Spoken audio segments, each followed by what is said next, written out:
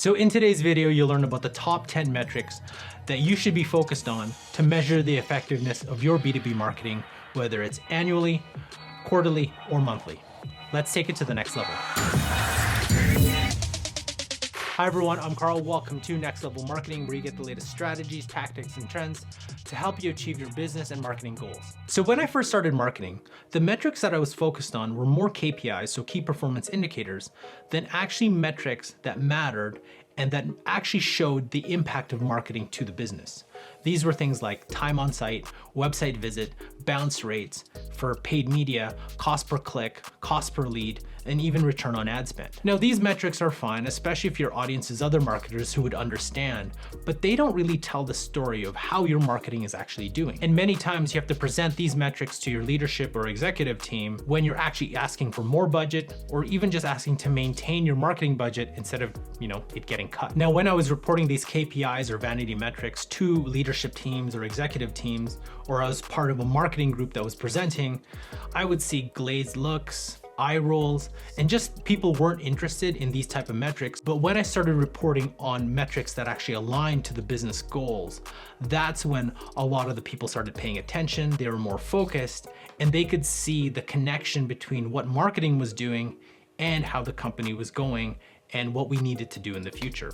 So here are my 10 B2B marketing metrics that you should be measuring in 2022 to make sure you understand the effectiveness of your marketing campaigns and programs. So the first one is revenue generated and customers acquired from marketing source leads and opportunities. This is pretty straightforward, but remember, we're measuring marketing sourced. So things like paid media, whether paid search or social, web direct, organic, and then by channel as well, whether it's demo requests, trial signups, or even BDR or SDR prospecting if that team lives under marketing. It's revenue and customers closed won from marketing sourced leads and opportunities. So the second metric is pipeline and pipeline volume, but it's really the deal value from potential prospects or potential customers. So for example, these could be leads that end up in your stage 1 sales bucket. So 100 demo signups and 10 move into stage 1. The total deal value could be 100,000, which is your pipeline, and each of these potential prospects would be worth 10,000, a 10,000 pipeline each. Then you want to calculate how much of that pipeline and pipeline value actually turn into revenue and customers, whether it's year over year, quarter over quarter, or even month over month, depending on your business. So for number 3, it's closed won ARR or annual recurring revenue. And this is the annual deal value of marketing source customers. So for example, let's say you close 10 customers who are paying annually $20,000 a year. That's an ARR of $200,000 a year. For number 4, it's customer acquisition cost. How much marketing dollars are you spending to acquire a customer?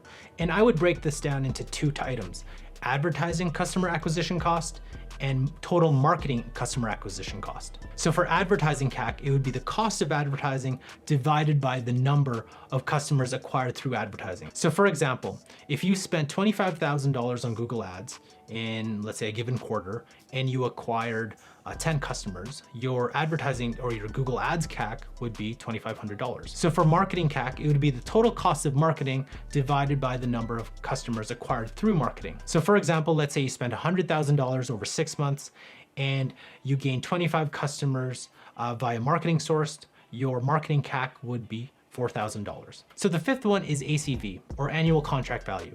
And this is how much your customers spend on your business every year. And this is calculated by total revenue divided by how many customers you acquired over the given time period. So for number 6, my favorite, is customer acquisition cost payback. This is how long does it take to break even for each new customer acquired based on how much you spent. So just like number 3, you can break this down into advertising CAC payback, marketing CAC payback, or even blended CAC payback, where you take in sales cost as well. So let me give you an example. So let's do a quick advertising CAC payback breakdown. So the calculation here is customer acquisition cost divided by your annual contract value divided by 12, which is 12 months. We're looking at a CAC payback in months. So over the past year, let's say you spent $100,000 in advertising. So let's say Google Ads, which netted you 5 customers or 5 deals. The customer acquisition cost is $20,000. per deal. Let's say that those 5 deals in total netted you an annual recurring revenue of 200,000, which means it's the annual contract value for each of those deals is 40,000. If you plug it into the calculation, your CAC payback is 6 months. So metric number 7 is lead to win, and this is pretty easy. It's just the percentage of leads that close to customers and revenue. So for number 8, tied to number 7 is win rate, and this is the percentage of qualified opportunities that close to revenue. To calculate, you want to divide the number of closed won opportunities by the number of opportunities that make it to either stage 2 or stage 3 of your sales process. And this is determined by your business, usually opportunity qualified or something similar. So for number 9, it's sales cycle. This is the number of days it takes a prospect to become a customer. Now you can divide this into different segments depending on your business. So it could be the number of days it takes your demo requests to turn into sales qualified leads, how long it takes SQLs to become opportunities, and then how long that opportunity takes to become a customer. So, and finally for number 10, it's pipeline velocity, the speed of which revenue goes through your pipeline. So the calculation for this is your win rate, times that by your total qualified opportunities determined by your business, times that by your annual contract value divided by your sales cycle.